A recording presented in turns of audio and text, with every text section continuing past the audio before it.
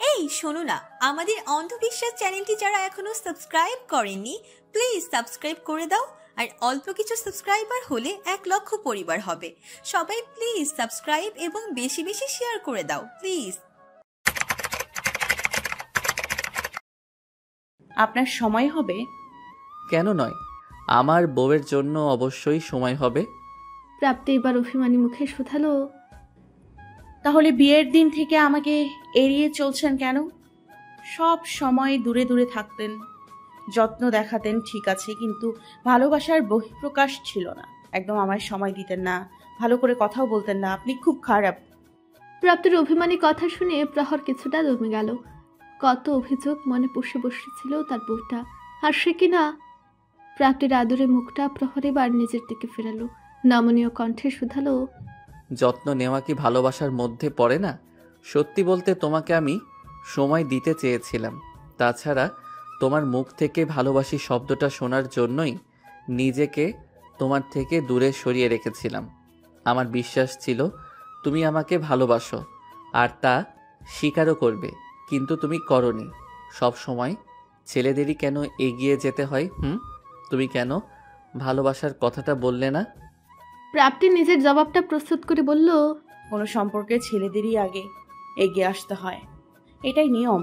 প্রহর মিটিমিটি হেসে বলল, আচ্ছা, কে করেছে এমন নিয়ম? প্রাপ্তির জবাব না দিয়ে পুনরায় প্রহরের বুকে মাথা রাখলো। প্রহর তাকে আরো নিবিড়ভাবে জড়িয়ে ধরে বলল, কি হলো এখন? মুখ লুকাচ্ছ কেন? প্রাপ্তি বিড়বিড় করে বলল, চুপ করুন। ছোট মৃদু হাসির রেখা ঝুলিয়ে প্রহর এবার প্রাপ্তির চুলের মাঝে মুখ ডুবিয়ে চুমু খেলো। এক হাত প্রাপ্তির উন্মুক্ত কোমরে রেখে ফিসফিসে বলল, কোথায় যেতে চাও বললে না তো? প্রাপ্তি চোখ বুজে প্রহরের ঘাড়ের কাছটায় হাত রাখলো, ধীর আওয়াজে বলল, আপনি বলেন। খাগড়াছড়ি যাবে? চলো সেখানেই হানিমুনটা সেরে আসি। প্রাপ্তি খাগড়াছড়ি নাম শুনিয়ে উত্তেজিত হয়ে উঠল। পরের লাইনটা না শুনে খুশি হয়ে বলল, খাগড়াছড়ি যাবেন? সত্যি? আমার পাহাড়ি এলাকা খুব পছন্দ, আমি যাব সেখানে। বউয়ের খুশি খুশি মুখটা দেখে প্রহর তার গাল টেনে দিল। অতঃপর পুনরায় বলল, যাব তো, হানিমুনের উদ্দেশ্যে যাব। এ কথায় প্রাপ্তি যেন থতমত খেয়ে গেল। প্রহরের দুষ্টু হাসির দিকে চেয়ে উঠে যেতে চাইলে প্রহর তাকে চেপে ধরে রাখলো। ছোট্ট বাচ্চাদের মতো প্রাপ্তি প্রহরের বুকের মাথা রেখে গুটিসুটি হয়ে শুয়ে রইল। প্রহর একবার তার চুলের ঘ্রাণ নিচ্ছে তো আরেকবার ছোট ছোট আদর দিচ্ছে। খানিকক্ষণ এভাবেই বেশ কিছু সময় অতিবাহিত হলো। নীরবতা ছেদ ঘটিয়ে প্রাপ্তি অনেকক্ষণ পর একটা প্রশ্ন রাখলো প্রহরের কাছে। আপনি তো এত বছর যাবৎ দেশের বাইরে ছিলেন, তাহলে এনএসআই সংস্থার সঙ্গে 5 বছর ধরে কিভাবে যুক্ত আছেন? এনএসআই তো বাংলাদেশের গোয়েন্দা সংস্থা, তাই না? প্রাপ্তির চুলে হাত রেখে প্রহর মুখস্থ ভঙ্গিমায় তৎক্ষণাৎ উত্তর দিল, এনএসআই অবশ্যই বাংলাদেশের অন্যতম গোয়েন্দা সংস্থা। এর প্রধান কার্যালয় ঢাকার সেগুনবাগিচা। তবে এনএসআই শুধু দেশে নয়, দেশের বাইরেও গোয়েন্দা কার্যক্রম চালায়। বিশ্বের বেশ কয়েকটি দেশে এনএসআই এর কার্যালয় রয়েছে। এনএসআই এর প্রধান কার্যক্রমগুলোর মধ্যে মূলত বৈদেশিক সরকার, নির্দিষ্ট ব্যক্তি, সংস্থা, রাজনৈতিক ও ধর্মীয় দল এবং কাউন্টার ইন্টেলিজেন্স সম্পর্কিত নানা ধরনের তথ্য সংগ্রহ করা হয়।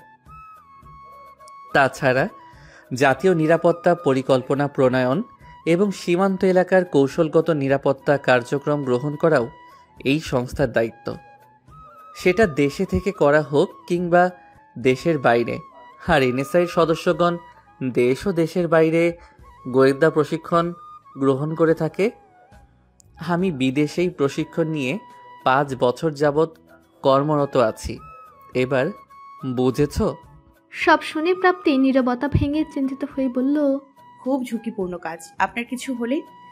প্রহর গম্ভীর মুখে জবাব দিল, দুনিয়ার সমস্ত কাজই ঝুঁকিপূর্ণ। ধরো এই লোক গাড়ি চালাচ্ছে, যদি হঠাৎ দুর্ঘটনার শিকার হয় তখন কি হবে? ড্রাইভারের সঙ্গে যাত্রীদের জীবনও শেষ হয়ে যেতে পারে। মূলত যার মৃত্যু যেভাবে খোদা তাআলা লিখে রেখেছেন সেভাবেই হবে। এত চিন্তা করে লাভ নেই। প্রাপ্তির আরো কিছু বলার থাকলেও চুপ রইল। এ লোক খুব যুক্তিবাদী, সমস্ত কিছু যুক্তি দিয়ে বিশ্লেষণ করে একদম নিজের দিকটা সবসময় স্বচ্ছ করে নেয়। দুপুর গড়িয়ে বিকাল। সাংবাদিকরা খানিক আগেই বিদায় নিয়েছে ইকবাল খানের অফিস থেকে। তারা বিদায় হতে ইকবাল আগের রূপে ফিরে গেল। দাঁত কটমট করে চেয়ারটা লাথি দিয়ে ফেলে দিলেন। প্রহরকে নিয়ে বাজে গালিগালাজ করতে লাগলেন। শুধুমাত্র প্রহরের কারণেই আজ তার নাম খারাপ হয়েছে। ওর কারণে সাধারণ জনগণের কাছেও হাত জোর করে মাফ চেয়েছেন। তার এতদিনের সব গৌরব সম্মান ধুলায় মিশে গেছে। ইকবালের এরূপ উগ্র রূপ দেখে তার সহকারীদের মধ্যেও কেউ তার কাছে যাওয়ার সাহস পাচ্ছে না। সবাই ভয়ে তটস্থ। তবে অনেকক্ষণ পর ইকরাম তার বাবার উদ্দেশ্যে বলল, কুল ড্যাড, এত হাই পাওয়ার কেন হচ্ছ? ওই শালা প্রহরের থেকে আমার কি কোনো অংশে কম? এবার গতানুগতিকের বাইরে ভিন্ন রাস্তা ধরো, মাথা ঠান্ডা করো আগে। আফরোজাও ভাগ্নের সঙ্গে তাল মিলিয়ে বলল, ভাইজান, এত রেগে গেলে চলবে না। ঠান্ডা মাথায় ভাবলে এখন অনেক কিছু করা সম্ভব। ইকবাল খান এবার একটু শান্ত হয়ে বসলেন। তবে পরক্ষণে আফরোজার দিকে চেয়ে দাঁতে দাঁত চেপে বললেন, শুধু তোর কারণে আজ এই অবস্থা আমার। তোকে আগেই বলেছিলাম ইফতেখারকে পথ থেকে সরিয়ে দিয়ে প্রাপ্তিকে তুলে নিয়ে আসবো, কিন্তু তুই শুধু ইফতেখার সম্পত্তির লোভের দিনের পর দিন অপেক্ষা করিয়েছিস আমাদের। নয়তো কবে আমাদের কাজ শেষ হয়ে যেত। বাধা হয়েছিল ইফতেখার আর এখন প্রহর। এই দুটোকে জিন্দা মাটিতে পুঁতে ফেলতে মন চাইছে। ভাইয়ের কথা শুনিয়ে আফরোজা মুখ ভোতা করে বলল, এখন সব দোষ আমার। তো কি এতদিন অপেক্ষা করিয়ে এখন কি পেলি? কিচ্ছু না। সম্পত্তির হাত ছাড়া হলো, সাথে কাজের কাজ কিছুই হলো না। তাদের কথোপকথন শুনে পাশ থেকে ইকরাম গা ছাড়া ভাব দেখে বলল, ড্যাড, ফুপিকে দোষ দেওয়া বন্ধ করো। এবার কি করে আমার প্রাণ পাখিকে তুলে আনতে পারবে সেই চিন্তা করো। ওকে আমার চাই। ইকরামের কথা শুনে বসা থেকে উঠে অফিস কক্ষ জুড়ে পায়চারি শুরু করলো ইকবাল খান। পায়চারি অবস্থাতে হিংস্র ভঙ্গিমায় বিড়বিড় করলো, বাঘের খাঁচা থেকে শিকার তুলে আনা এত সহজ না হলেও ওদের দুর্বল জায়গায় আঘাত হানা অবশ্যই সহজতর হবে। এবার তাহলে তাই হোক। আকাশে লালিমা আভা ছড়িয়েছে। ক্ষণে ক্ষণে একটা দুটো পাখি উড়ে উড়ে নিজেদের নিরে ফিরে যাচ্ছে। নির্মল হাওয়া ধেয়ে আসছে। আশেপাশের অবস্থা শান্ত নির্জন হলেও হাসপাতালের ভেতরটা একদম অশান্ত। বাতাসের সঙ্গে ধেয়ে আসা বিভিন্ন গন্ধে গা গুলিয়ে ওঠে। রাহাত খুব কষ্ট করে নুহাকে প্লেটের ভাত খাওয়াতে সক্ষম হলো। হসপিটালে থেকে মেয়েটা আরও অসুস্থ হয়ে যাচ্ছে। খাওয়া শেষ হলে নুহাকে পানির গ্লাস এগিয়ে দিল রাহাত। নুহা পানি খেয়ে পাশে থাকা তার মায়ের উদ্দেশ্যে বলল, আম্মু, আমার আর ভালো লাগছে না হসপিটালে, চলো না বাসায় চলে যাই। নুহার মা মেয়ের খারাপ লাগা অনুভব করতে পারেন। তিনিও চাইছিলেন বাসায় চলে যেতে। ডাক্তার অবশ্য অনুমতি দিয়েছিল, কিন্তু রাহাতের মানা ছিল এ ব্যাপারে। তার কথা সম্পূর্ণ সুস্থ হয়ে বাসায় যাবে নুহা। বাসায় যদি ঠিকমতো ট্রিটমেন্ট না হয় তাহলে সে কোনো রিস্ক নিতে চায় না। নুহার মা এবার রাহাতের দিকে চেয়ে বললেন, মেয়েটা সত্যি কষ্ট হচ্ছে বাবা, এখানে থেকে আরও অসুস্থ হয়ে পড়বে। বাসায় ট্রিটমেন্ট চললে দেখবে দ্রুত সুস্থ হয়ে উঠেছে। রাহাতের এবার মন নরম হলো। নুহার দিকে তাকালো। তার চোখে মুখে রাজ্যের আকুতি, বাসায় যাবার আকুতি। রাহাত কিঞ্চিত হেসে বলল, আচ্ছা, আগামীকাল সব ব্যবস্থা করব। খুশিতে নুহার মুখ ঝলমল করে উঠল। কতদিন পর বাসায় যাবে সে। এরই মধ্যে দরজা ঠেলে কেবিনে প্রবেশ করলো প্রাপ্তি। প্রহর তাকে পৌঁছে দিয়ে নিজের কাজে গেছে। প্রাপ্তিকে দেখে নুহা আরো ভীষণ খুশি হয়ে নিজের কাছে ডাকলো। রাহাত প্রাপ্তির উদ্দেশ্যে বলল, প্রহর আসেনি? আমাকে পৌঁছে দিয়ে চলে গেছে। কি যেন কাজ আছে বলল। ফেরার সময় আপনার সাথে দেখা করে যাবে বলেছে। রাহাত মাথা দুলে কেবিনের বাইরে গেলে নুহার মাকে সালাম দিয়ে প্রাপ্তি নুহার কাছে গিয়ে বসলো। এমন সময় নুহার মায়ের কল এলে তিনিও ফোন নিয়ে করিডোরের দিকে গেলেন। নুহার সেদিকে এক পলক চেয়ে প্রাপ্তির দিকে পূর্ণ দৃষ্টি দিয়ে তাকালো। এবার ভ্রু নাড়িয়ে বলল, তোকে আজ অন্যরকম সুন্দর লাগছে, ব্যাপার কি বলতো? ভাইয়া আদর বেশি দিয়েছে বুঝি? প্রাপ্তি বান্ধবীর কথায় থতমত খেলেও গরম চোখে তাকালো।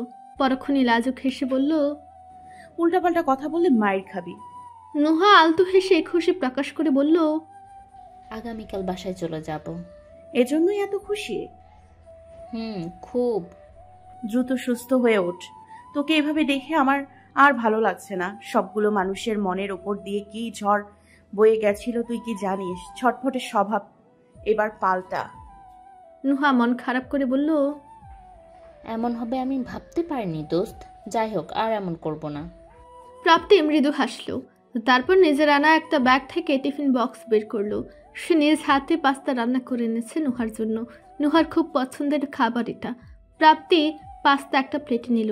তারপর নুহার মুখের দিকে চামচ তুলে দিয়ে বলল, হা কর, খাইয়ে দিই। নুহা খুশি হয়ে খাবার মুখে তুলে নিল। তখনই কেবিনের দরজায় খাম্বার মতো রাহাতকে দাঁড়িয়ে থাকতে দেখলো নুহা। এই লোক তাকে শুধু ভাত খাওয়াতে জোর করে। নুহা তাকে দেখে মুখ বাঁকালো। পরক্ষণে রাহাতের মুগ্ধ দৃষ্টি দেখে থমকে রইল। রাহাতের চোখে স্পষ্ট দেখা যাচ্ছে একরাশ মুগ্ধতা, সেই সাথে অব্যক্ত কিছু আকুতি। আধার ঘনিয়ে শহরে রাতের আবির্ভাব ঘটেছে। রাতের প্রথম প্রহরে চারপাশ জনমানব শূন্য। আকাশে বসেছে তারার মেলা। যাদের চারপাশে ঘিরে থাকা তারকারাজ্যে মৃদু মন্দ আলো দিয়ে চলেছে। শীতল বাতাসে গাছের পাতাগুলো হালকা দুলছে। বেশ মোহময় লাগছে পরিবেশটা। রাতের এই অপরূপ সৌন্দর্যের থেকেও নিজের স্ত্রী রাত্রিকে যেন দ্বিগুণ আকর্ষণীয় লাগছে রাতুলের কাছে। যাদের আলো ঠিকরে পড়ছে তার চোখে মুখে, সেই সাথে দৃশ্যমান হচ্ছে তার হাসি খুশি মুখটা। রাত্রের হাসি দেখে রাতুলও তৃপ্তিকর হাসি হাসলো। বিকালের দিকে রাত্রিকে নিয়ে হসপিটালে গিয়েছিল সে। ডাক্তার পরীক্ষা নিরীক্ষা করে তখন জানিয়েছেন রাত্রি মা হতে চলেছে। তারপর থেকে মেয়েটা প্রফুল্লিত হয়ে আছে। ঠোঁট থেকে হাসি সরছেই না তার। আকাশ থেকে দৃষ্টি সরিয়ে রাতুল আর চোখে তাকানো বন্ধ করে এবার পূর্ণ দৃষ্টিতে তাকালো রাত্রির দিকে। হাত বাড়িয়ে পাশ থেকে রাত্রিকে নিজের কাছে টেনে বাহু বন্ধনে আবদ্ধ করে নিল। রাত্রির কপালে চুমু খেয়ে উচ্ছ্বসিত গলায় বলল, বাবা হওয়ার আনন্দ খুব খুশি খুশি লাগছে আমার রাত্রি। ভালোবাসি জান, আলহামদুলিল্লাহ সব কিছুর জন্য। রাত্রি মৃদু হেসে বলল, আমিও খুব ভালোবাসি। গতকাল থেকে তোমার শরীর খারাপ, তুমি তো আমাকে কিছু বললে না। চিন্তা করবেন তাই। রাত্রির মুখ নিজের দিকে ফিরে রাতুল ফের বলল, এমন আর করবে না। খারাপ লাগলে অবশ্যই আমাকে জানাবে। আমি আগে জানলে আজ দুপুরে না এসে গতকালই চলে আসতাম। রাত্রি ঠোঁট এলিয়ে হেসে বলল, আচ্ছা জানাবো এখন থেকে। এবার একটু জড়িয়ে ধরুন না। রাতুল জড়িয়ে ধরার বদলে রাত্রিকে কোলে তুলে নিল। রাত্রির গাল টেনে দিয়ে রুমের দিকে যেতে যেতে বলল, জড়িয়ে ধরবো রুমে? এখানে নয়, ব্যালকনিতে বাতাস অনেক, তোমার ঠান্ডা লেগে যাবে। আকাশের অবস্থা বেশি ভালো নয়। ক্ষণে ক্ষণে বিদ্যুৎ চমকাচ্ছে। তীব্র হাওয়া ছেড়েছে, যে কোনো মুহূর্তে বৃষ্টি নামবে বোঝা যাচ্ছে। প্রহর খানিক আগে নিজের কাজ সেরে হসপিটালের সামনে এসেছে। রাত 9টা এখন। বন্ধুর অপেক্ষায় হাসপাতালের সামনে দাঁড়িয়ে ছিল রাহাত। প্রহর তাকে দেখেই এগিয়ে গেল সেদিকে। ভালো মন্দ আলাপ সেরে দুজনে গিয়ে বসলো পাশের একটা চায়ের স্টলে। 2 কাপ চা দিতে বলে প্রহর ফোন বের করে প্রাপ্তিকে মেসেজ করে নিচে নামতে বলে দিল। ততক্ষণে রাহাত চায়ের কাপ হাতে নিয়ে বন্ধুর উদ্দেশ্যে বলল, কোত্থেকে আসলি? প্রহরও চায়ের কাপে চুমুক দিয়ে উত্তর করলো, একটা কাজ ছিল। নুহার অবস্থা কেমন? ভালো না, হসপিটালে থেকে অসুস্থ হয়ে যাচ্ছে আরও। ওর মনই টিকে না এখানে। বাসায় যাওয়ার বায়না ধরেছে। কাল থেকে সব ব্যবস্থা করব। প্রহর গম্ভীর মুখে বলল, এখন তো মোটামুটি সুস্থই আছে, বাসায় গেলে ক্ষতি কি? রাহাত আফসোসের স্বরে বলল, আমার বন্ধু হয়েও তুই আমার মনের দুঃখটা বুঝলি না। এই কষ্টের কথা আমি কারে বলি? প্রহর ভ্রু কুচকে কিছুক্ষণ রাহাতকে দেখে নিয়ে শুধালো, দেখা করার বিষয়টা নিয়ে চিন্তা করছিস? সমস্যা কি? এখন যেমন হসপিটালে এসে দেখা করছিস, তেমনি বাসায় গিয়ে দেখে আসবি। তোদের বিয়ের ব্যাপারে রাজি তো এখন 2 পরিবার। রাহাত মলিন মুখে বলল, পরিবার নিয়ে সমস্যা না, সমস্যা হলো আশেপাশের মানুষজনকে নিয়ে। আমি ভাবছি ওদের বাসায় যাওয়া আসা করলে প্রতিবেশীরা না আবার আমাদের নিয়ে কুৎসার ওটায়। হসপিটালে দেখা আর বাসায় গিয়ে দেখা, সেটা তো আর এক হলো না, তাই না? প্রহর চায়ের কাপের শেষ চুমুক দিয়ে রসিকতা করে বলল, খুবই দুঃখজনক ব্যাপার। রাহাত চায়ের কাপ ফেরত দিয়ে হতাশ গলায় বলল, তোর তো আমার দুঃখ দেখে মজাই লাগবে এখন। নিজে তো বউ নিয়ে দিব্যি আছিস। আমার ফাটা কপাল, নিজের প্রেমিকাও কষ্টটা বুঝলো না। বন্ধুর হতাশা দেখে প্রহর কিঞ্চিত হাসলো। হসপিটালের দিকে পুনরায় নজর দিয়ে রাহাতকে নিয়ে উঠে দাঁড়ালো। টাকা পরিশোধ করে দুজন হাসপাতালের সামনে এসে দাঁড়ালো। প্রচুর বাতাস বইছে এখনো। প্রাপ্তি এখনো নিচে নামেনি। মেয়েটা এত দেরি কেন করছে? প্রহর চিন্তিত নজরে আরেকবার আশপাশ দেখে নিয়ে বন্ধুর দিকে তাকালো। আশ্বাস দিয়ে বলল, নুহার বাবার সঙ্গে এই ব্যাপারে কথা বলবো আমি। এমন ব্যাকুল হচ্ছিস কেন? রাহাত গলা ঝেড়ে এবার নিজের মনের কথাটা বলল। দোস্ত, এই কদিন নুহা আমার অভ্যাসে পরিণত হয়ে গেছে। সারাটা সময় ওর দেখভাল করছি আমি। কলেজের সময়টা ব্যতীত আর কখনোই ওকে আমার চোখের আড়াল করিনি। নিজের হাতে খাইয়েছে, সেবা করেছে, মন ভরে দেখেছে। এখন দূরে চলে গেলে কিভাবে থাকবো? রাহাতের মনের অবস্থাটা বুঝতে পেরে প্রহর শান্ত কণ্ঠে বলল, সবই বুঝেছি, তবে তোকে ধৈর্য রাখতে হবে। নুহা সুস্থ হওয়ার আগে বিয়ে হবে না, এটা শিওর। রাহাত ভূতা মুখে বলল, জানি, তবে ওই ইকবাল খানের ব্যাপারটা কি হয়েছে? কি আর হবে, মান সম্মান ধুলোই মিশেছে ঠিকই, কিন্তু পাবলিকের কাছে মাপ চাওয়ায় এবারের মতো বেঁচে গেছে। ওই শালারা কি এরপরও হাত ঘুরিয়ে বসে থাকবে বলে তোর মনে হয়? অবশ্যই না, তবে ওদের ব্যাপারে কিছু তথ্য পেয়েছি আমি। এখন শুধু প্রুফ দরকার। প্রমাণ হাতে পেয়ে নেই, তখন ওদের শয়তানি পরিকল্পনা ভেস্তে দিয়ে ধরাশায়ী করছি শীঘ্রই। রাহাত মাথা নাড়িয়ে আশেপাশে একবার চাইলে তাড়াহুড়ো পায়ে প্রাপ্তিকে এদিকে আসতে দেখল। সেখান থেকে নজর সরিয়ে রাহাত বন্ধুর দিকে চেয়ে বলল, যাই করবি সতর্ক থেকে করিস। প্রাপ্তি এসে গেছে, এবার বাসায় চলে যা, বৃষ্টি নামবে যখন তখন। ততক্ষণে প্রাপ্তি কাছে এসে দাঁড়ালে বন্ধুর থেকে বিদায় নিয়ে প্রহর তার হাত ধরে গাড়ির দিকে এগিয়ে গেল। গাড়ির মধ্যে ফুটা ফুটা বৃষ্টি পড়া শুরু হয়েছে। প্রহর তাড়াতাড়ি পার্কিং এরিয়ায় প্রাপ্তিকে সামনে বসতে দিয়ে নিজেও গাড়িতে উঠে বসলো। ইতিমধ্যে বৃষ্টির ফোঁটায় প্রহরের চুলগুলো খানিক ভিজে গিয়েছে। গাড়ির ভেতর থেকে লক করে প্রহর প্রাপ্তির দিকে বাষ্পমোহন দৃষ্টিতে চাইল। হাত বাড়িয়ে প্রাপ্তিকে নিজের কাছে টেনে তার কালো ওড়না দিয়ে নিজের ভেজা চুল মুছে নিল। প্রাপ্তি মৃদু হেসে পরক্ষণে নিজের ওড়না দিয়ে ভালো করে প্রহরের চুল মুছে দিল। চুল মুছা শেষ হতে বাইরে ঝমঝমিয়ে বৃষ্টি নামলো। বিদ্যুৎ চমকে আশেপাশে ক্ষণে ক্ষণে আলোকিত হয়ে উঠতে লাগলো। প্রহর বাইরে দেখে একবার চেয়ে প্রাপ্তির কোলে শুয়ে পড়ল। তারপর প্রাপ্তির উদ্দেশ্যে বলল, এত দেরি করলে কেন? কখন আসতে বলেছিলাম? এই তুমুল বর্ষণে এবার আটকে থাকতে হবে। প্রাপ্তি অপরাধী মুখে বলল, নুহা আমাকে ছাড়ছিলই না, আমার কি দোষ? প্রাপ্তির কথার প্রেক্ষিতে প্রহর কিছু বলবে সে সময় প্রাপ্তির ফোনে কল আসলো। প্রাপ্তি ফোন বের করে নিজের ভাইয়ের নাম্বারটা দেখে দ্রুত রিসিভ করলো। ওপাশ থেকে প্রত্যয়ের কণ্ঠ শোনা গেল, বাসায় ফিরেছিস? না ভাইয়া। প্রত্যয় চিন্তিত গলায় বলল, কি বলিস, এখনো ফিরিসনি? বাইরে বৃষ্টি হচ্ছে, ভয় পাচ্ছিস না তো আবার? প্রাপ্তি ভাইকে আশ্বাস দিয়ে বলল, উনি আমার সাথে আছে ভাইয়া, তুমি চিন্তা করো না। লাবণ্য আপুর সঙ্গে দেখা করেছিলে আজ? আজ অফিসে জরুরি কাজ ছিল, তাই যেতে পারিনি। কাল দেখি দেখা করব।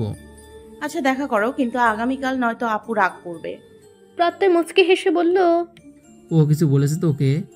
না না না, আপু কিছু বলেনি। আচ্ছা সাবধানে যাস, রাখছি। প্রত্যয় কল কাটলে প্রাপ্তি এবার নিজের কোলের দিকে চায়। প্রহর বিমোহিত নয়নে তাকে দেখে চলেছে। তার এই দৃষ্টি দেখে প্রাপ্তির লজ্জা লাগলো। লজ্জা পেয়ে মুখ অন্যদিকে ঘোরালে প্রহর তার কোল থেকে মাথা উঠিয়ে সোজা হয়ে বসলো। পার্কিং এরিয়ায় আরো কিছু গাড়ি দেখা যাচ্ছে। বাইরে এখন রীতিমতো ঝড়ো হাওয়া বইছে। পরিবেশ শীতল করে তুলেছে মুহূর্তেই। প্রহর প্রাপ্তির হাত টেনে নিজের বুকে নিয়ে আসলো। প্রাপ্তি গুটিসুটি হয়ে নিজে প্রহরকে শক্ত করে জড়িয়ে ধরল। এমন রোমাঞ্চকর পরিবেশ, সাথে ভালোবাসার মানুষ। প্রহরের মনে নানা নিষিদ্ধ ইচ্ছে জেগে উঠেছে ক্ষণে ক্ষণে। তবু নিজেকে যথাসাধ্য দমিয়ে রাখার চেষ্টায় আছে সে। কিন্তু এমন উস্কানিমূলক আবহাওয়া তাকে কতক্ষণ দমিয়ে রাখতে পারবে সেটাই দেখার বিষয়। প্রহরের বুকে লেপটে থেকে তার শরীরের ঘ্রাণ নিচ্ছে প্রাপ্তি। প্রহরের গায়ের স্মেল খুব পছন্দ তার। সুযোগ পেলেই গোপনে এই কাজটা করে সে। প্রহর দূরে রাখা অবস্থাতেই প্রাপ্তির এই কাজটা ধরতে পারল। আলতো হেসে প্রাপ্তির ঘাড়ে ছোঁয়া দিল। ছোঁয়া পেয়ে প্রাপ্তি কেঁপে উঠলে প্রহরের ধৈর্যের বাঁধ যেন মুহূর্তেই ভেঙে গেল। তৎক্ষণাৎ প্রাপ্তির আদরে মুখটা নিজের বুক থেকে তুলে তার সারা মুখে চুমু খেল। অতঃপর প্রবল আকর্ষণে প্রাপ্তির ঠোঁট দুটো নিজের ঠোঁটে আবদ্ধ করে নিল। ক্ষণিক সময়ের জন্য প্রাপ্তি হতভম্ব হয়ে গেলেও প্রহরের পাগল করা ভালোবাসার আহ্বানে সারা দিয়ে শক্ত করে জড়িয়ে ধরল তাকে। মুহূর্তেই প্রহরের উন্মত্ততা যেন দ্বিগুণ বেড়ে গেল। খুবই নমনীয়ভাবে ঠোঁটের উষ্ণ কার্য সম্পাদন করে প্রাপ্তির গালে ঠোঁট ছোঁয়াল সে। প্রাপ্তির বন্ধ চোখের দিকে চেয়ে ঠোঁট টিপে হেসে পুনরায় নিজের বুকে নিয়ে আসলো। প্রাপ্তির মাথায় হাত বুলিয়ে ধীর আওয়াজে বলল, আমার জীবনের পবিত্রতম নারী তুমি, ঠিক এই স্বচ্ছ পবিত্র বৃষ্টির মতোই। আমার জীবনে সৃষ্টিকর্তার দেওয়া সেরা উপহার তুমি। তোমাকে পেয়ে আমি ধন্য। I really love you so much বউ। প্রহরের প্রশংসা শুনে অত্যাধিক আনন্দে প্রাপ্তির চোখ বেয়ে অশ্রু ঝরল। প্রহরের হাসি হাসি মুখ পানে চেয়ে আপ্লুত হয়ে নিজের মুখটা প্রহরের বুকের কাছে লুকিয়ে নিল। প্রহর তার পিঠে হাত বুলিয়ে বাইরের অঝোর ধারায় ঝরতে থাকা বৃষ্টির পানে চেয়ে সুর তুলল। তবু এভাবে সময় আমার কেটে যাবে তোমাকে ভেবে। তোমায় নিয়ে স্বপ্নগুলো ভোর হলে যায় যে ভেঙে, আকাশ মেঘে বৃষ্টি হয়ে স্বপ্নগুলো দেয় ভিজিয়ে। তুমিও কি আমার সাথে ভিজবে পথে হাত জড়িয়ে? এক গুচ্ছ কদম হাতে ভিজতে চাই তোমার সাথে। কাল রাতের তুমুল বর্ষণ থেমেছে ভোরের দিকে। আকাশ এখন পরিষ্কার ঝকঝকে, সূর্যের কিরণ ছড়িয়ে পড়েছে চারিদিকে। একদম স্নিগ্ধ সতেজ হয়ে আছে পরিবেশ। রাত্রির প্রেগনেন্সির খবর শুনে তার শ্বশুরবাড়ির লোকজন আসবে আজ। সে উপলক্ষে সকাল সকাল প্রাপ্তিকে নিয়ে সমস্ত কাজ শেষ করে নিচ্ছেন রাজিয়া বেগম। ঘর গোছানো থেকে শুরু করে রান্না প্রায় শেষের দিকে এখন। প্রাপ্তিকে রান্নাঘরে রেখে তিনি এক ফাঁকে নিজেদের রুমে এলেন। এসে পায়চারিরত স্বামীকে দেখে কিছুক্ষণ চুপ রইলেন। পরক্ষণেই মৃদুগল কুচকে বললেন, এমন অস্থির হয়ে আছেন কেন? কাল থেকেই দেখছি এমন করছেন, হয়েছে কি? পলাশ সাহেব স্থির হয়ে বিছানায় বসলেন এবার। তারপর রুষ্ট গলায় স্ত্রীর উদ্দেশ্যে বললেন, তোমার জেনে লাভ কি? যাও গিয়ে কাজ করো। রাজিয়া বেগম দমে না গিয়ে তৎক্ষণাৎ বললেন, কিসের জন্য আপনি চিন্তিত? তা না বললে বুঝবো কি করে? পলাশ সাহেব এবার বিরক্তিকর মুখে বলল, ছেলের পেশা জেনেও চিন্তা হচ্ছে না তোমার? কত ঝুঁকিপূর্ণ কাজের সঙ্গে ও নিজেকে জড়িয়েছে তুমি বুঝতে পারছ? জীবন মরণের নিশ্চয়তা নেই, যেখানে যে কোনো মুহূর্তে খারাপ কিছু হতে পারে। একমাত্র ছেলে আমার। ভেবেছিলাম আমার ব্যবসার হাল ধরবে, দিব্যি চলবে, সবসময় চোখের সামনে থাকবে, কিন্তু এভাবে। এই জন্য এত চিন্তার কি আছে? আমার ছেলে তো কোনো খারাপ কাজের সাথে যুক্ত নেই, দেশের সেবায় নিযুক্ত আছে। এনএসআই সংস্থার সঙ্গে যুক্ত হবার ইচ্ছে ছিল বলেই প্রহর এই পেশা বেছে নিয়েছে। ছেলে বড় হয়েছে, তার ইচ্ছের তো গুরুত্ব দিতে হবে, তাই না? তাছাড়া ডিফেন্সের কি আর কোনো বাবা মা সন্তান কাজ করছে না? তারা কি আপনার মতো এমন করছে? আমি আমার সন্তানকে আল্লাহর উপর ভরসা করে ছেড়ে দিয়েছি, তিনিই রক্ষা করবেন তাকে। স্ত্রীর কথা শুনে পলাশ সাহেবের চিন্তা কমল না। তবে ওনাকে জবাব না দিয়ে তিনি নিশ্চুপ রইলেন। ওদের তিনি কি করে বোঝাবেন যে নিজের কাছের একজন বন্ধুর মর্মান্তিক মৃত্যুটা এখনো তিনি ভুলতে পারেন না। স্পষ্ট চোখের পর্দায় ভেসে উঠে তা এখনো। তার বন্ধুটা তো এনএসআই সংস্থার সঙ্গে জড়িত ছিল, কত স্বপ্ন নিয়ে দেশের উপকারের লক্ষ্যে গিয়েছিল। তবে কি হলো? তার অনাকাঙ্ক্ষিত মৃত্যুতে নিজের বন্ধু সুলভ মনটা পুরে ছারখার হলেও তার বন্ধুর অন্য সহকর্মীদের দায়সারা ভাব এখনও স্মরণ করেন তিনি। বন্ধুর বিদায়ের ক্ষত এখনও তার মন থেকে মুছেনি। তাহলে নিজের ছেলের বেলায় এমন হলে তিনি কি করে সহ্য করবেন? তার মনের অবস্থাটা কেউ বুঝতে পারছে না, কেউ না। স্বামীর নীরবতা লক্ষ্য করে রাজিয়া বেগম দীর্ঘশ্বাস নিলেন। অতঃপর স্বামীর পাশে বসে কাঁধে হাত রাখলেন, নরম কণ্ঠে শুধালেন, যার যেভাবে মৃত্যু লেখা আছে সেভাবেই হবে। আপনার বন্ধুর মতো অবস্থা যে আমাদের ছেলের বেলাতেও হবে সেটা ভাবা তো ঠিক নয়, তাই না? চিন্তা করে শরীর খারাপ করবেন না, নাস্তা করবেন, আসুন। প্রহর বসে আছে আপনার জন্য। স্বামীকে আশ্বাস দিয়ে রাজিয়া বেগম রুম ছাড়লেন। সেদিকে চেয়ে থেকে পলাশ সাহেবও মৃদু শ্বাস ছেড়ে ডাইনিং রুমে গেলেন। সকাল 10টা এখন। হসপিটালের সমস্ত ফর্মালিটিস কমপ্লিট করে রাহাত মাত্রই কেবিনে আসলো। নুহা সিঙ্গেল বেডে বসে আছে শান্ত হয়ে, মাথায় ব্যান্ডেজ, মুখে হাসি। রাহাতকে দেখে তার মুখের হাসি আরও গাঢ় হলো। রাহাতও মুচকি হেসে এগিয়ে গেল তার দিকে। পাশে নুহার মা সব গুছগাছ করছেন। তার মনেও আছে আনন্দ, মেয়ের খুশিতে তিনিও খুশি। নুহার মা সব গোছানো শেষ করলে রাহাত আগেই গাড়িতে সেগুলো রেখে আসলো। তারপর নুহার মাকে গাড়ির কাছে যেতে বলে নিজে নুহার হাত ধরে বসা থেকে দাঁড় করালো। রাহাতের মুখটা ভালো করে দেখে নিয়ে নুহা করুণ কণ্ঠে বলল, কি হয়েছে আপনার? বিষণ্ণ হয়ে আছেন কেন? নুহার হাত ধরে বাইরে নিয়ে যেতে যেতে রাহাত জবাব দিল, তা তুমি বুঝবে না। রাহাতের কথায় স্পষ্ট অভিমান ছিল, কিন্তু অভিমান কেন করেছে সেটা বুঝতে পারছে না নুহা। হাসপাতাল থেকে বের হবার আগ পর্যন্ত সে আর চোখে রাহাতকে দেখেই গেছে, কিন্তু রাহাত একবারের জন্য তার দিকে তাকায়নি। এসব লক্ষ্য করে নুহার মন খারাপ হলো। গাড়ির কাছে এসে মায়ের কাছে পেছন দিকে উঠে বসলো। রাহাত ড্রাইভারের সঙ্গে বসতেই গাড়ি স্টার্ট হলো। ব্যস্ত শহরের যানজট পেরিয়ে আধ ঘন্টায় গাড়ি এসে থামলো নুহাদের বাসার সামনে। গাড়ি থেকে নেমে মায়ের সঙ্গে ভেতরে চলে গেল নুহা। পরক্ষণে গাড়ির ভাড়া মিটিয়ে ব্যাগগুলো নিয়ে রাহাতও বাসায় প্রবেশ করলো। নুহাকে সোফায় বসিয়ে নুহার মা তৈরির গতিতে রান্নাঘরের দিকে ছুটলেন।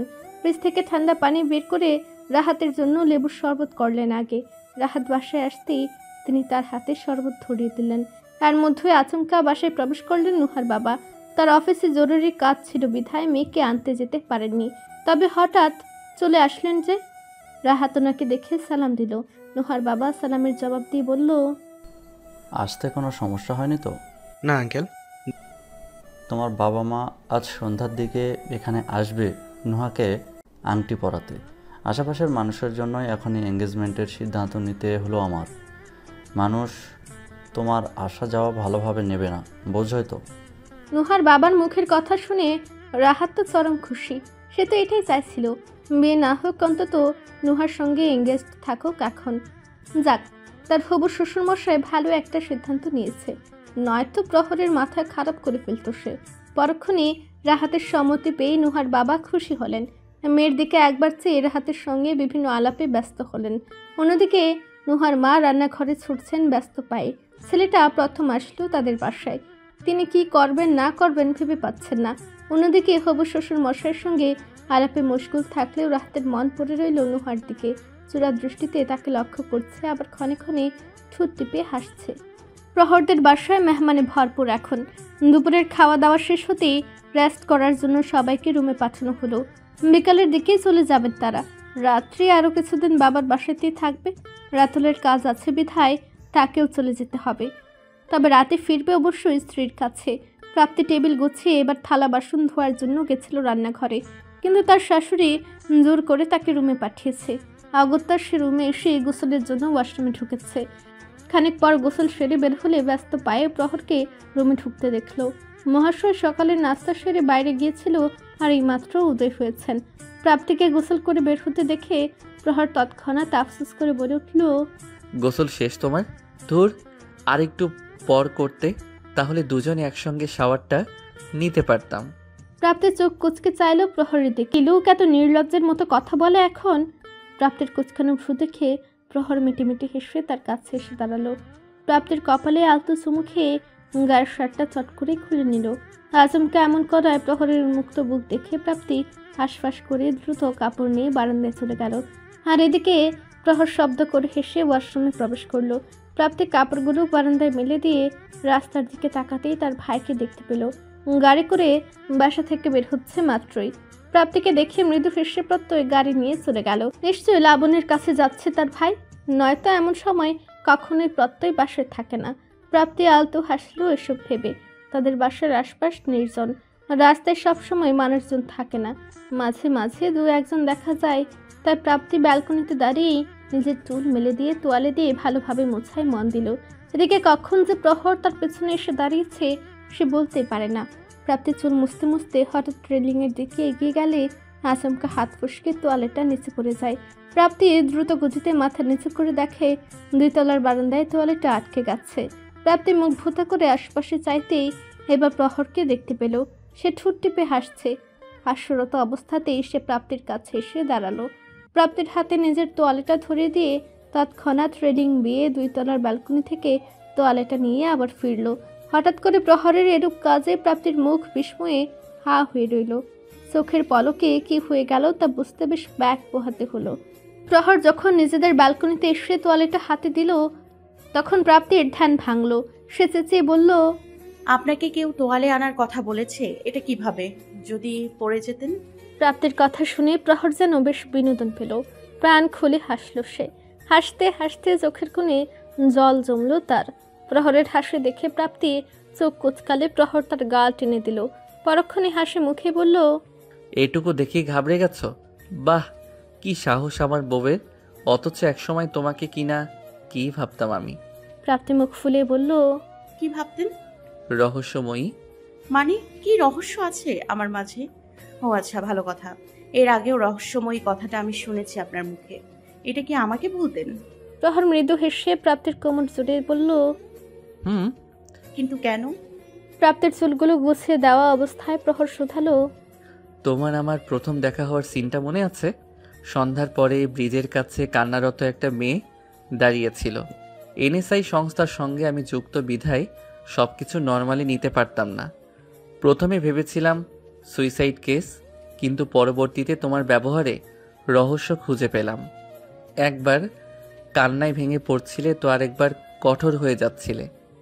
এসব দেখে আমি তখনই ভেবে নিয়েছিলাম তোমার মাঝে নিশ্চয়ই কোনো রহস্য আছে। যদিও তোমার চেহারা দেখে এমন কিছু মনে হয়নি, তবুও আমার সন্দেহের লিস্টে ছিলে তুমি। কিন্তু দিনের পর দিন তোমাকে লক্ষ্য করে বুঝতে পারলাম রহস্যের রও নেই তোমার মাঝে। তোমার মনে আছে শুধু সারল্যতা, পবিত্রতা আর প্রহর চৌধুরীর প্রতি ভালোবাসার গভীরতা। প্রাপ্তি মন খারাপ করে বলল, তার মানে প্রথম দেখাতে আমাকে শত্রু ভেবে সন্দেহ করেছেন আপনি? প্রহর ঠোঁট টিপে হেসে বলল, ইয়েস ম্যাডাম। প্রাপ্তির দৃষ্টি নিচু করে বিড়বিড় করলো, অন্য সব মানুষ প্রথম দেখাতে প্রেমে পড়ে, আর উনি নাকি আমাকে সন্দেহ করেছেন। কপাল আমার। প্রাপ্তির বিড়বিড় আওয়াজ প্রহর অস্পষ্ট শুনে নিয়েছে, তাই মৃদু হেসে সে কিছু বলতে নিবে তার আগে প্রাপ্তি অভিমান নিয়ে বলে উঠে, কবে ভালোবেসেছেন আমায়? আর প্রহর এবার এক দৃষ্টিতে প্রাপ্তির অভিমানী মুখটা দেখে নিয়ে উত্তর দিল, প্রথম দেখাতে তুমি ছিলে অস্পষ্ট, তবে কান্নামাখা তোমার আবছা চেহারাটা দেখা মাত্র ক্ষণিকের জন্য আমার মনে আন্দোলন শুরু হয়েছিল। সেই রাতের পর থেকে মনে এক অদ্ভুত অনুভূতির আনাগোনা শুরু হয়েছিল। তারপর পরদিন বাগানে তোমার হাস্যরত মুখটা সেই অনুভূতিকে করেছিল আরও গাঢ়। তোমার বিষণ্ণতা আমাকে ভাবাতো, তোমার কান্নামাখার চেহারাটা চোখের পর্দায় ভেসে উঠতেই আমার বুকে চিনচিনে ব্যথার উদয় হতো। কিন্তু সন্দেহটা তখনও ছিল। সন্দেহ দূর হয়েছে যখন তোমার মামার বাসায় প্রথম গিয়েছিলাম আমি। তোমার সব কাজে তোমার মামির চোখ রাঙানো, তোমার পিছু নেওয়া লোক, এই সব কিছু সম্পর্কে বেশ কিছুদিন রিসার্চ করার পর তোমার প্রতি বিন্দুমাত্র সন্দেহের রেশ রইল না। তারপর তোমাকে নিজের করার মিশনে নেমে গেলাম। প্রথমে ভেবেছিলাম বাবাকে প্রস্তাব দিতে বলবো, কিন্তু পরক্ষণে সিদ্ধান্ত বদলিয়ে আগে আফরোজা বেগমকে ধরাশয়ী করলাম। এই মহিলা বাসায় থাকলে কখনোই আমাদের বিয়ের ব্যাপারে রাজি হতো না। তোমার মামাকে আরও ভুলভাল বোঝাতো। তারপর তাকে বিদায় করে নিজেই নিজের বিয়ের প্রস্তাব দিলাম।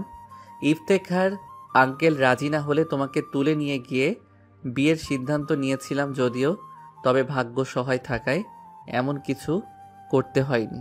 আমি পেয়েছি আমার ভালোবাসাকে, পেয়েছি আমার আদুরে বউ প্রাপ্তিকে। এতক্ষণে প্রাপ্তির মন নরম হলো। খুশি হয়ে তখনই প্রহরকে জড়িয়ে ধরল সে। নিজ স্ত্রীকে প্রহরও জাপ দিয়ে জড়িয়ে নিল। প্রাপ্তির মাথায় ঠোঁট ছুঁয়ে বলল, তোমার স্বামীর রেলিং বে উঠানামা দেখে তুমি যা রিয়াকশন দিলে আজ, অন্য সব কাজগুলো স্বচক্ষে দেখলে তুমি কি করবে সেটাই ভাবছি। প্রাপ্তি এবার ভাবুক হলো, জিজ্ঞাসা করলো অবুঝ ভঙ্গিমায়, কি করেন আপনি? কি মানুষ খুন করেন? এ কথা শুনে প্রহরের কপালে ভাঁজ পড়ল। প্রাপ্তির মুখটা বুক থেকে তুলে শুধালো, সিরিয়াসলি এসব মনে হয় তোমার? আমি তো জানি না সঠিক। প্রহর এবার ধীর স্বরে জবাব দিল, ঝুঁকি নিয়ে তথ্য সংগ্রহ করাই যেহেতু আমাদের কাজ, সেহেতু মানুষের সঙ্গে লড়াই করার কৌশলও জানা থাকতে হয়। কিন্তু মানুষকে জানে মারার প্রয়োজন পড়ে না, অন্তত আমার দ্বারা কখনো এমন হয়নি। প্রাপ্তি মনোযোগ দিয়ে প্রহরের কথাগুলো শুনল। তারপর কিছুক্ষণ ভেবে একটা প্রশ্ন করল, মামির ভাতিজা যেদিন আমাকে তুলে নিতে এসেছিল সেদিন বারান্দায় আপনাকে ফোনে কথা বলা অবস্থায় দেখেছিলাম আমি। সেদিনও কি আপনি রেলিং বেয়ে নেমেছিলেন? এছাড়া উপায় ছিল না। আরেকটু দেরি হলেই সব হাতের বাইরে চলে যেত। তাছাড়া তুমি যেদিন আমাকে প্রথমবার ফোন দিয়ে তোমাকে বাঁচানোর জন্য বললে, সেদিন সমস্ত কাজ কমপ্লিট করে পূর্বেই তোমাদের বাসার নিচে দাঁড়িয়েছিলাম আমি। আমার বিশ্বাস ছিল তুমি কল দিবে আমাকে, আর তাই হলো। তোমার ফোন কল পেয়েই আর দেরি না করে তৎক্ষণাৎ তোমার বেলকনিতে উপস্থিত হয়েছি। তুমি যেটাকে কষ্টসাধ্য কাজ ভাবছো সেটা আমার কাছে কিছুই না। প্রশিক্ষণপ্রাপ্ত হাত পা কখনো এসব কাজকে ভয় পায় না, বুঝেছ? এবার রুমে চলো, প্রহরের সব কথা নিশ্চুপ হয়ে শুনল প্রাপ্তি, কিন্তু কিচ্ছুটি বলল না। তবে প্রহর তার স্ত্রীকে জড়িয়ে রাখায় স্পষ্ট টের পেল তার কাঁপুনি। সে যেভাবে নিজের কাজটাকে স্বাভাবিকভাবে নেয়, প্রাপ্তির মতো নরম মেয়ে তেমনইভাবে নিতে পারে না। নিশ্চয়ই তার চিন্তার সর্বক্ষণ ব্যয় করা এখন। সবকিছু সহজভাবে নিতে প্রাপ্তির আরও সময়ের প্রয়োজন। প্রহর দীর্ঘশ্বাস নিল, প্রাপ্তির মাথায় হাত বুলিয়ে কণ্ঠে আদর মিশিয়ে বলল, তোমাকে আরও শক্ত হতে হবে বউ, আরও ধৈর্যের পরীক্ষা দিতে হবে। যত নরম হবে ততই কষ্ট ভোগ করতে হবে, তাই নরম হওয়া চলবে না। সাহসিকতার পরিচয় দিয়ে সমাজে মাথা উঁচু করে চলতে হবে, যাতে তোমার স্বামী বেঁচে না থাকলেও কেউ তোমাকে দুর্বল না ভাবতে পারে। আমার কথাগুলো স্মরণে থাকবে তো? প্রহরের এহেন কথা শুনে অজানা আশঙ্কায় বুকের ভেতরটা কেঁপে উঠল প্রাপ্তির। এ লোক কেমন কেন বলছে? কি হবে তার? কেন তাকে শক্ত থাকার নির্দেশ দিচ্ছে? তার কিছু হলে সে কিভাবে বেঁচে থাকবে সেটা কি একবারও ভাবছে না? প্রাপ্তি অস্থির হলো মুহূর্তেই। প্রলয় শুরু হলো অন্তরে। বিষাদে চিন্তায় দু চোখ বেয়ে জল গড়ালো। পরক্ষণে প্রহরের টি শার্ট চেপে ধরে নীরবে অশ্রু বিসর্জন দিতে লাগলো। প্রহর চোখ বুজে নিজের স্ত্রীকে এতক্ষণ জড়িয়ে রাখলেও হঠাৎ বুকের দিকটা ভেজা অনুভব হলে সে চোখ মেলে চায়। কিয়ৎক্ষণ কিছু বোঝার চেষ্টা করে প্রাপ্তির মাথাটা ঝড়ের গতিতে বুক থেকে তুলে অস্থির হয়ে বলে, এই তুমি কাঁদছো কেন? কি হয়েছে বউ? আমার কথায় কষ্ট পেয়েছো? প্রাপ্তির কান্নার ধরন আজ সম্পূর্ণ অন্যরকম। চোখ বন্ধ করে আছে, আর সেই বন্ধ চোখের কোটর ছেড়ে অনবরত অশ্রু গড়িয়ে পড়ছে। কোনো হেঁচকি তুলছে না, বাচ্চাদের মতো ঠোঁট ভেঙে ফোপাচ্ছে না। ফর্সা গোল গাল মুখটা ইতিমধ্যে রক্তিম হয়ে উঠেছে। ভেজা গাল দুটো গোলাপের পাপড়ির মতো আভা ছড়াচ্ছে। প্রহর তার বউয়ের এরূপ অবস্থা দেখে খুব নিকটে নিয়ে এলো তাকে। প্রাপ্তির বন্ধ চোখের পাতায় ছোট ছোট চুমু খেয়ে বলল, চোখ খুলো না, তাকাও একবার, না হলে কিন্তু আমি। প্রহরের কথার মাঝপথে এবার চক্ষুদয় খুলল প্রাপ্তি। ভেজা ভেজা চোখ দুটোতে অভিমান মিশিয়ে কান্না ভেজা গলায় বলল, এমন কথা কেন বলেন যা শুনে আমার কষ্ট হয়? ছোটবেলায় বাবা মা চলে গেছে আমাকে ছেড়ে, এবার আপনিও যেতে চাইছেন। ঠিক আছে, চলে যান, সবাই আমাকে রেখে। কেউ আমাকে ভালোবাসে না, আমার কি হবে চিন্তা করে না। প্রাপ্তির কান্না মাখার কথা শেষ হওয়ার পূর্বেই সর্বোচ্চ শক্তি দিয়ে প্রহর তাকে নিজের বুকে আগলে নিল। প্রাপ্তির কপালে গালের ঠোঁট ছুঁয়ে শান্ত করার উদ্দেশ্যে বলল, আমি কোথাও যাচ্ছি না তোমাকে ছেড়ে। কান্না বন্ধ করো। আর এসব বলবো না, প্লিজ কান্না বন্ধ করো, নয়তো চুমু খাবো কিন্তু। প্রহরের এরূপ কথায় প্রাপ্তির কান্না থেমে গেল। তার বুক থেকে মাথা উঠিয়ে চোখ মুছল। অতঃপর আলগোছে চলে যেতে নিলে প্রহর তার হাত ধরে আটকালো। তৎক্ষণাৎ তাকে কোলে তুলে নিয়ে রুমের দিকে অগ্রসর হলো। প্রাপ্তি আর মাঝে চাপা গলায় বলল, কি করছেন? প্রাপ্তিকে কোলে নিয়ে সোজা বিছানায় এসে বসল প্রহর। রক্ত লাল ফুলে ফুলে মুখটার দৃষ্টিপাত করে আবারও থমকালো প্রহর। প্রস্ফুটিত গোলাপের পাপড়ির মতো ঠোঁট দুটো এই মুহূর্তে বড্ড আকর্ষণ করছে তাকে। প্রহর আর অপেক্ষা করলো না গোলাপি ঠোঁট দুটোর ভাঁজে নিজের পুরুষটা ঠোঁট্টকল মিলিয়ে নিতে। প্রাপ্তির চুলে হাত ডুবিয়ে নিজের অতি সন্নিকটে টেনে প্রহর ওষ্ঠক্রিয়ায় মত্ত হলো। খুবই আদরের সহিত প্রাপ্তির নরম ওষ্ঠে নিজের উপস্থিতি জাহির করছে যেন সে। অন্যদিকে প্রাপ্তির শ্বাস আটকে আসার উপক্রম হলো। আচমকা ওষ্ঠ স্পর্শের বন্ধনে আবদ্ধ হয়ে অনুভূতিতে পিষ্ট হলো সে। ধীরে ধীরে গাঢ় থেকে গাঢ়তর হচ্ছে প্রহরের উন্মাদনা। সবটুকু আদর নিজস্ব স্ত্রীকে দিয়ে গম্ভীর পুরুষটা যেন এইটুকুই বোঝাতে চাইছে, আমি আছি তো, হারিয়ে যাব কোথায়? দিন শেষে ফিরে তো আসবো তোমার কাছেই সর্বদা, সর্বক্ষণ। সৃষ্টিকর্তা চাইলে আজীবন। আকাশে তুলার মতো সাদা মেঘ ভেসে বেড়াচ্ছে। গাছে গাছে শোনা যাচ্ছে পাখির কিচিরমিচির ডাক। মৃদুমন্দ হাওয়া ধেয়ে আসছে দক্ষিণ দিক থেকে। ফুরফুরে মনের সামনে থাকা জলরাশির দিকে চেয়ে আছে প্রত্যয়। তার পাশেই আড়ষ্ট হয়ে মাথা নিচু করে লাবণ্য বসে আছে। প্রত্যয় আরেকবার তার লজ্জা মাখা মুখটা দেখে আলতু হাসল। এই মুহূর্তে ল্যাকের পারে বসে আছে দুজন। এসেছে থেকে কোনো কথা হয়নি তাদের মাঝে। প্রত্যয় কথা বলেনি বিধায় লাবণ্য একবারই কিছু বলতে চায়নি, কিন্তু লাবণ্য উসখুস করছে প্রত্যয়ের মুখে কিছু শোনার জন্য। তাকে আর বেশিক্ষণ অপেক্ষা করতে হয়নি। তার আগেই প্রত্যয় ঠোঁটে মৃদু হাসি ঝুলিয়ে প্রশ্ন করলো, আমাকে দেখতে চাইছিলি তো, এখন দেখার বদলে মাথা নিচু করে আসো কেন? লাবণ্যের মাথা আর একটু নিচু হলো। কি বলবে ভেবে না পেয়ে ওড়নায় খুঁত পাকাতে লাগলো। লাবণের অবস্থা পরখ করে প্রত্যয় এবার শব্দ করে হাসলো। প্রত্যয়ের হাসির শব্দে লাবণ্য মুখ তুলে চাইল। পরক্ষণেই অত্যাধিক মুগ্ধতায় চোখ আটকে গেল সেই হাসির পানে। প্রত্যয়ের হাসি মাখা মুখশ্রী অনেকটা প্রাপ্তির মতো, হাসলে যেন দুই ভাই বোনকে একরকম দেখায়। লাবণ্যের চাহনি দেখে প্রত্যয় নিজের হাসি থামালো। লাবণ্যের লাবণ্যতম মুখের দিকে নিজেও চেয়ে রইল নির্নিমেষ। লাবণ্য পলক ঝাপটালো। পলক ঝাপটে প্রত্যয়ের উদ্দেশ্যে হঠাৎ বলল, আমার জায়গায় যদি অন্য কোনো মেয়ে হতো তাহলেও কি আপনি বিয়েতে রাজি হতেন? প্রত্যয় খানিক চুপ রইল, তারপর ধীর আওয়াজে বলল, লাবণের মুখের উজ্জ্বলতা মুহূর্তে যেন বিলীন হয়ে গেল। অন্তরটা বিষাদে ছেয়ে গেল। লাবণের মন বুঝতে পেরে প্রত্যয় এবার হাত বাড়িয়ে তার গাল ছুঁয়ে দিল। গালে হালকা চাপড় দিয়ে শোধালো, কি হয়েছে, মন খারাপ করলে? লাবণ্য মাথা নেড়ে বলল। প্রত্যয় গাল থেকে হাত সরিয়ে লাবণ্যের চিকন হাত দুটো নিজের হাতের মাঝে নিল। দৃষ্টি নিচু করে বলল, প্রেম ভালোবাসা থেকে ছোট থেকে দূরে থাকার চেষ্টা করছি আমি। পড়াশোনাতে সম্পূর্ণ ফোকাস দিতে চেয়েছি, কিন্তু কলেজ লাইফে হঠাৎ তোমার চাহনিতে মনের অনুভূতির জোয়ার এসেছিল, কিন্তু আমি পাত্তা দিইনি, এড়িয়ে গিয়েছি তোমাকে। পাত্তা না দেওয়াতে তোমার ভালোবাসা আমার উপর বিশেষভাবে প্রভাব ফেলতে পারেনি। তবে তোমার চোখে আমার প্রতি সত্যিকারের ভালোবাসা দেখেছিলাম আমি। বুঝতাম আমাকে ছাড়া আর কাউকে গ্রহণ করতে পারবে না তুমি। আমাকে পাওয়ার জন্য অবশ্যই কোনো না কোনো চেষ্টা করবে, তুমি এটুকু বিশ্বাস ছিল। তবে আশাই থাকেনি, কারোর জন্য অপেক্ষা করিনি। আমার ভাগ্যে যে লেখা আছে তাকে গ্রহণ করার মন মানসিকতাটুকু ছিল আমার। তাই তোমার জায়গায় অন্য কেউ হলেও বিয়েতে মত দিতাম, কিন্তু আমার ভাগ্যে তো অন্য কেউ নেই, তুমি ছিলে। লাবণ্য এক ধ্যানে শুনল কথাগুলো। মনটা নিমিষে প্রফুল্ল হলো তার। এমন ছেলে আজকাল আদৌ পাওয়া যায়?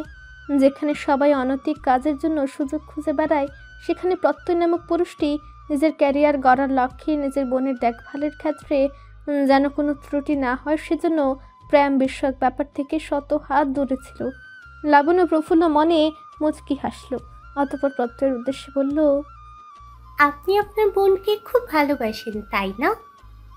প্রত্যয় আকাশের দিকে চেয়ে মৃদু শ্বাস ছেড়ে বলল, এই দুনিয়ার বুকে বোনটাই আমার সব। তবে সব ভাইদের মতো আমার বোনটাকে আমি আগলে রাখতে পারিনি। আমার অজান্তে কষ্টই পেয়েছে সে। কতটা হজম করে এতগুলো দিন অতিবাহিত হয়েছে আমার বোনটার, অথচ ভাই হয়ে আমি কিছুই করতে পারলাম না। এজন্য বড্ড আফসোস হয় আমার এখন। লাবণ্য মলিন মুখে বলল, অন্যকে আঘাত করে মানুষ কখনো সুখী হতে পারেন না। প্রাপ্তিকে আঘাত করে আপনার মামি সুখ পেয়েছিল এক সময়, কিন্তু প্রাপ্তি এখন ভালো আছে। তবে আফরোজা বেগম ভালো নেই। দিনকে দিন তার আরও খারাপ পরিস্থিতি আসবে, দেখে নিয়ে। আর আপনি একজন আদর্শ ভাই, এতে কোনো সন্দেহ নেই। প্রত্যয় মলিন হেসে মাথা দুলালো। অতঃপর লাবণ্যের চোখের দিকে চেয়ে বলল, কি খাবে? কিছু না, আপনাকে দেখেছি তাতেই হবে। প্রত্যয় প্রাণ খুলে হেসে বলল, দেখলে আর কোথায়, সারাক্ষণ তো মাথা নিচু করে রাখো। যাই হোক, ওঠো। না খেয়ে খেয়েই তোমার শরীরে এই অবস্থা বুঝেছি। শ্বশুরমশাই ধমকায় না তোমাকে? তোমাকে তো শাসনের উপর রাখা উচিত। এই দায়িত্বটা এবার আমি পালন করব। সন্ধ্যার পরে নুহাদের বাসা মানুষে পরিপূর্ণ হলো। কাছের আত্মীয় স্বজন, পাড়া প্রতিবেশী সবাই এই মুহূর্তে উপস্থিত। প্রাপ্তি চলে এসেছে বিকালের দিকেই। লাবণ্যকে সঙ্গে করে প্রত্যয় উপস্থিত হয়েছে সন্ধ্যার পরে, আর বাকিরা উপস্থিত হয়েছে যথাসময়ে। বাসার তেমন আয়োজন নেই, নর্মালি আংটি বদল হবে শুধু। নুহা নিজের রুমে শুয়ে আছে, তার পাশে বসে আছে প্রাপ্তি। বান্ধবীর সাথে টুকটাক কথা চলাকালীন সময়ে রাহাতের মা রুমে প্রবেশ করলো। ওনাকে দেখে নুহা ধীরে ধীরে উঠে বসল। রাহাতের মা নুহার কাছে বসে আলতো হেসে বললেন, খুব শীঘ্রই এই মিষ্টি মেয়েটাকে আমার ঘরে তুলব। আর কিছুদিনের অপেক্ষা মাত্র। দেখি এবার হাতটা দাও তো মা। নুহা লাজুক হাসলে তার হাত টেনে আংটি পরিয়ে দিলেন রাহাতের মা। ইতিমধ্যে ড্রয়িং রুমে রাহাতের হাতেও আংটি পরানো হয়েছে।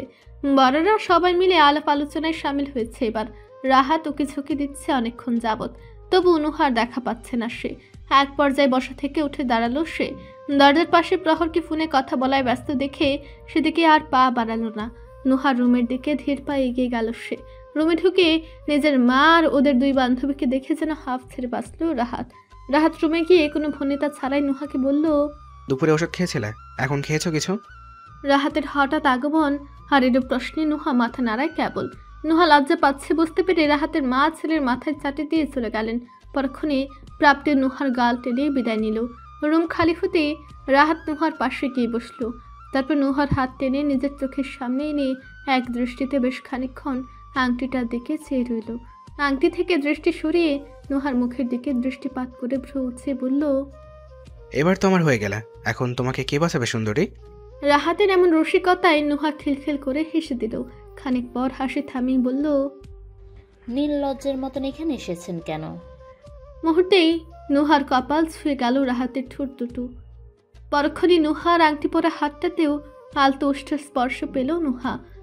বুকের কম্পন নিমিষে বেড়ে গেলে রাহাত তার গাল টেনে দিল। দুষ্টু হাসি দিয়ে বলল, এজন্য এসেছিলাম। কথা শেষ করে রাহাত আর দাঁড়ালো না। তৎক্ষণাৎ ঝটের ব্যাগে রুম থেকে উধাও হলো সে। এদিকে রেখে গেল লাজে রাঙ্গা ও স্তম্ভিত নুহাকে। ক্যালেন্ডারের পাতায় আরও একটা মাস কাটা গেল। গ্রীষ্মের তাপদাহ এখন কিছুটা কমে এসেছে। বর্ষর আহ্বানে ধরনের বুকে হুটহাট বৃষ্টি নামার প্রতিযোগিতা চলে এখন। তবে আজকের আকাশ একদম পরিষ্কার, সাদা মেঘ ভেসে বেড়াচ্ছে সর্বত্র। বাতাসে বইছে বিরামহীনভাবে। সৃষ্টিকর্তা প্রদত্ত বাতাস যেন মন প্রাণ জুড়ে দিতে সক্ষম। এমন শান্তি, এমন শীতলতা কৃত্রিম বাতাসে পাওয়া যায় না। রোদের তেজটাও আজ ক্ষীণ। বাতাসে ভেসে আসছে ফুলের গন্ধ। সব মিলিয়ে আজকের আবহাওয়া চমৎকার। প্রকৃতি চমৎকার হলেও প্রাপ্তির মনে আজ আনন্দ ভাব নেই। ব্যালকনিতে দাঁড়িয়ে বিষণ্ণ মনে আনমনে কিছু একটা ভাবছে সে। প্রহরের চিন্তায় আজকাল মনে শান্তি পায় না সে। সারাক্ষণ ভীতি কাজ করে অন্তরে। ইদানিং প্রহর খুব ব্যস্ত। তাদের খাগড়াছড়ি যাবার কথা থাকলেও বিভিন্ন ব্যস্ততায় প্রহর আপাতত সেটা স্থগিত রেখেছে। এমনকি প্রাপ্তিকে সময়ও দেয় না এখন সে। হুটহাট কোথায় চলে যায় প্রাপ্তি বলতেই পারে না। ভোরে বাসা থেকে বের হয়, আরেকবার গভীর রাতে ফিরে, কোনোদিন ফিরেও না। প্রাপ্তি অবশ্য বুঝতে পারে প্রহরের কাজটাই এরকম, যেখানে রাত দুপুর কোনো ফ্যাক্ট না। কিন্তু মাঝে মাঝে মন মানে না। প্রাপ্তির মাঝে মধ্যে মন চায় প্রহরকে বলতে, কি করছেন? এসব ছেড়ে দিন না। নিজেকে এত ঝুঁকির ভেতর রেখে কাজ করার কি দরকার? কিন্তু প্রহরের ইচ্ছা এবং কাজের প্রতি নিষ্ঠা দেখে প্রাপ্তির আর সাহস হয় না এসে বলার। গম্ভীর লোকটাও তাকে বোঝে না। তার কিছু হলে প্রাপ্তির কি হবে সেটা ভেবে দেখেছে? না, দেখেনি। তবে একটু দুর্বলতা প্রকাশ করলেই শুধু বলে, নিজেকে শক্ত করো, প্রহর চৌধুরীর বউকে এত নরম মানায় না। প্রাপ্তি এসব ভেবে দীর্ঘশ্বাস ছেড়ে নিজের অভিযোগ নিজ মনেই পুষে রাখলো। সব সময় মনের অভিযোগ প্রকাশ করতে নেই, কিছু সময় ভেতরকার অভিযোগকে এড়িয়ে চলতে হয়। বর্তমানে সে তাই করছে। আর মনে প্রাপ্তি এবার বাস্তবে ফিরল। হাতে থাকা ফোনটায় পুনরায় নজর বোলালো। না, প্রহর কল ব্যাক করেনি। কাল রাত থেকে অসংখ্য বার কল দিয়েছে সে, কিন্তু একটি বারও রিসিভ হয়নি। রাতে ফিরেনি। এখন সকাল 10টা। সে কি এখনো ব্যস্ত? রিসিভ করছে না কেন? কিছু হয়নি তো? প্রাপ্তির আগে দুঃখে এবার কেঁদেই ফেলল। এখন প্রায়ই এমন করছে সে। তাকে টেনশনে রেখে খুব মজা পায় লোকটা। আজ আসুক, আর যেচে কথা বলতে যাবে না প্রাপ্তি। নিঃশব্দে কেঁদে কিছুক্ষণ পর চোখ মুছল প্রাপ্তি। মামার বাসার দিকে তাকালো এক নজর। বাসার গেট থেকে শুরু করে পুরো বাগান সুন্দরভাবে সজ্জিত করা হয়েছে। বাসার ভেতরে ডেকোরেশনও প্রায় কমপ্লিট। আগামীকাল প্রত্যের গায়ের হলুদের অনুষ্ঠান। তারপরের দিন বিয়ের তারিখ ধার্য করা হয়েছে। হলুদ নিয়ে তেমন পরিকল্পনা না থাকলেও বিয়ে নিয়ে ব্যাপক পরিকল্পনা তাদের। যদিও কমিউনিটি সেন্টারে বিয়ে হওয়ার কথা ছিল, কিন্তু নানা দিক বিবেচনায় বাসাতেই বিয়ের পরিকল্পনা হয়েছে। তাছাড়া নুহার খুব ইচ্ছা প্রত্যের বিয়েতে উপস্থিত থাকার। তার মাথার ব্যান্ডেজ সবে মাত্র খোলা হয়েছে। ডাক্তার বলে দিয়েছে আরও কিছুদিন রেস্টে থেকে কোলাহলপূর্ণ পরিবেশ এড়িয়ে চলতে। বলা যায় এদিকটাও বিবেচনা করেও মূলত ইফতেখার সাহেব বাসায় আয়োজন করেছেন। কমিউনিটি সেন্টারে বিশ্রামের সুযোগ না থাকলেও তাদের বাসায় অফুরন্ত সুযোগ এবং জায়গা দুটোই আছে। মেয়েটার ইচ্ছেটাকে তো আর মাটি করা যায় না। আজ বিকেলের দিকে গ্রামের বাড়ি থেকে প্রাপ্তির আত্মীয় স্বজনরা চলে আসবে। নুহার পরিবারও সন্ধ্যার দিকে আসবে বলেছে। আর প্রাপ্তি, সে তো যাচ্ছে আবার চলে আসছে, কিন্তু আজ তার ভাই বিয়ে উপলক্ষে তাকে নিতে আসবে। প্রাত্যের এইরূপ কথা শুনে প্রাপ্তি হেসে বলেছিল, কাছাকাছি তো ভাইয়া, আমিই চলে আসব, তোমার আসতে হবে কেন? প্রত্যয় তখন বোকা বোকা হাসিতে বলেছিল, আমার বোনটা তো এখন অন্যর অধিকারে, তাদের কাছ থেকে অনুমতি নিয়ে আনতে হবে না। কাছে হোক কিংবা দূরে, বোনকে আনতে যাওয়া একজন ভাইয়ের কর্তব্য। এসব ভেবে প্রাপ্তি অশ্রু চোখেও হাসলো। আদরে ভাইকে আসতে দেখে সে খুশি মনে রুমের ভেতরে চলে এলো। শাশুড়ির সঙ্গে সকালের নাস্তা সেরে রেডি হয়ে আছে সে। ভাই এলেই চলে যাবে। প্রাপ্তি ফোনের দিকে আরেকবার দৃষ্টিপাত করে বিছানায় রাখলো। অতঃপর ড্রয়িং রুমের দিকে গেল। তাদের বাসাটা এখন একদম খালি। শাশুড়ি বিশ্রাম নিচ্ছে, শ্বশুর অফিসে, আর প্রহর তো বেশিরভাগ বাসাতে থাকে না। রাত্রে কিছুদিন আগে শ্বশুর বাড়ি গিয়েছে। এখন প্রত্যয়ের বিয়ে উপলক্ষে আগামীকাল আসবে বলেছে। প্রাপ্তি ভাইয়ের অপেক্ষাতেই থম মেরে দাঁড়িয়ে রইল। খানিক পর কলিং বেলের আওয়াজ পেয়ে হাসি মুখে দরজা খুলে দিল। দরজা খুলতে প্রত্যের হাসি হাসি মুখটা দৃশ্যমান হলো। প্রাপ্তি ভাইকে সঙ্গে করে ড্রয়িং রুমে আসলো। প্রত্যয় রান্না মিষ্টি ফলমূল হাতে নিয়ে রান্নাঘরের দিকে গেল। ইতিমধ্যে শব্দ পেয়ে রাজিয়া বেগমও উঠে এসেছেন। প্রত্যয় তাকে দেখে সালাম দিল। তিনি সালামের জবাব নিলে প্রত্যয় বলল, আন্টি আপনিও চলেন আজ। রাজিয়া বেগম ঠোঁট এলিয়ে হেসে বললেন, না বাবা, প্রাপ্তিকে নিয়ে যাওয়া আজ। আমি কাল চলে আসব। তাছাড়া রাত্রি আসছে, একসঙ্গেই যাব। প্রত্যয় মৃদু হেসে মাথা নাড়ল। প্রাপ্তি পুনরায় ড্রয়িং রুমে উপস্থিত হলে তার শাশুড়ি তাড়া দিয়ে বলল, না মা, আপনার আসতে হবে না, আমি সব রেডি করে রেখেছি, আপনি বিশ্রাম করুন। ভাইকে বাসা থেকে খেয়ে আসতে শতবার করে বারণ করেছে প্রাপ্তি। প্রত্যয় বোনের কথা না শুনেই খেয়ে এসেছে। প্রাপ্তি তখনই প্রত্যয়কে ডাইনিংয়ে নিয়ে খাবার বেড়ে দিল। ভাইয়ের খাওয়ার মাঝে প্রাপ্তি প্রশ্ন করলো, কোথায় যাবে ভাইয়া? প্রত্যয় মাথা নিচু করে বলল, তোকে বাসায় রেখে অফিসে যাব। মামা কোথায়? বাসায়। খানিকক্ষণ নীরবতা বিরাজমান থাকলে প্রত্যয় মুখ তুলে বোনের দিকে চাইল, কিন্তু কিছু বলছে না। খানিক পর প্রাপ্তি নিজেই শুধালো, কিছু বলবে ভাইয়া? প্রত্যয় মাথা নেড়ে স্বাভাবিক গলাতে বলল, মামা ডিভোর্স পেপারে সাইন করে দিয়েছি। আজ মামি মানে আফরোজা বেগমের কাছে সেই পেপার যাবে। প্রাপ্তি অবাক হলো, তারপর কিছু একটা ভেবে বলল, মামা এই সিদ্ধান্ত কবে নিল? বাসা ছেড়ে তো চলেই গেছে, আবার ডিভোর্স? প্রাপ্তির কথার মাঝেই প্রত্যয় উত্তর করলো, মামার ধারণা 2 দিন পর বিয়ের কাবিননামা দেখিয়ে আফরোজা বেগম ব্ল্যাকমেল করবে আমাকে, তাই তাকে কোনো সুযোগ না দিতেই এই ব্যবস্থা। আর মামার মন থেকে ওই মহিলা কবেই উঠে গেছে সেটা তুইও জানিস। প্রাপ্তি স্থির নয়নে চেয়ে শুনে গেল সব, কিন্তু কিছু বলল না। প্রত্যয়ের খাওয়া শেষ হলে প্রয়োজনীয় জিনিসপত্র নিয়ে শাশুড়িকে বলে বাসা থেকে বের হলো সে। যদিও প্রহরকে বলে আসা উচিত ছিল, কিন্তু বলবে কিভাবে? ফোনই তো ধরছে না সে। তার কি কথা বলার সুযোগটুকু হবে? মহাশয় ব্যস্ত কিনা? শেষ বিকেলে শ্রেয়মান আলোতে লাবণ্য ছাদে এসে দাঁড়ালো। তাদের বাসা আপাতত লোকজন দিয়ে পরিপূর্ণ। প্রত্যয়ের সঙ্গে কথা বলার সুযোগটাও পাচ্ছে না সে।